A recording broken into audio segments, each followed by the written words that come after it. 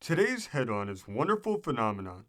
The subheadline says, The Rocky Mountains in a Second Twilight of Chromatic Shades, Superstitions of the Mountaineers.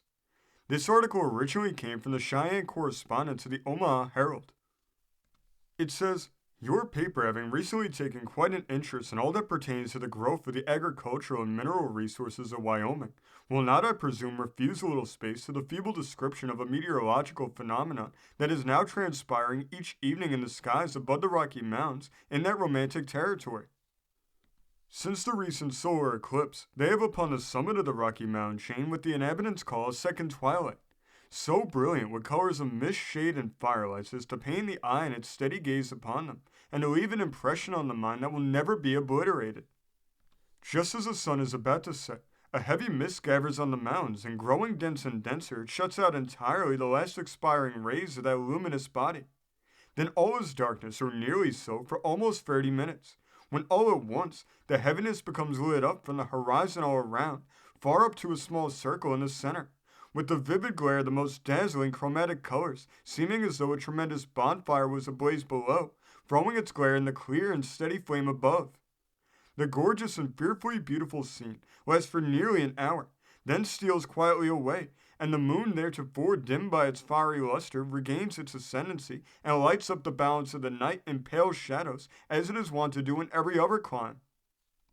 Now, what causes these chromatic twilights? They were never before witnessed by any of the oldest mountaineers. I was in that section at this season last year, and I've never seen so grand and so thrilling twilights, and these have only occurred since the great solar eclipse of the 7th of August. What does it mean? What does it portend? How does it originate? Old Charchet, the learned Ute Chief, stands in silence each night gazing at this wonderful phenomenon, and when asked what he thinks about it, replies slowly and sadly, the Great Spirit is mad. He blows fire. His wigwam is in trouble. White man and red man better feel afraid, for the Great Spirit is mad. He is heap angry. French Pete, the old trapper and miner, says, It is now 23 years since I have seen the States. I have been 11 years in these mountains, and I never saw such fiery nights.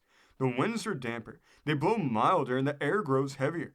I don't know how to account for it. It's all happened since the eclipse of the sun. Something dreadful is going to happen.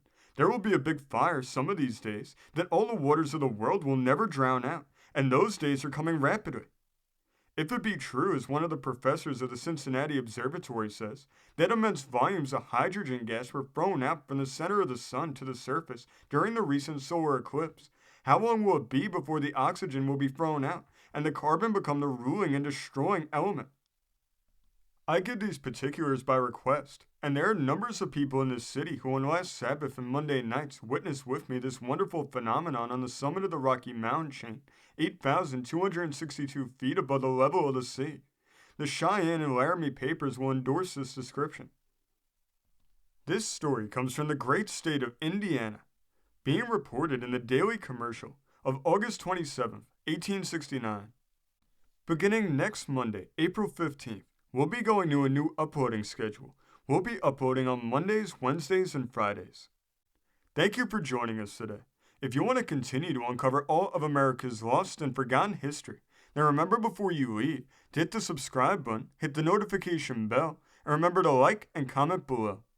And we will see you next time on Americana Archives.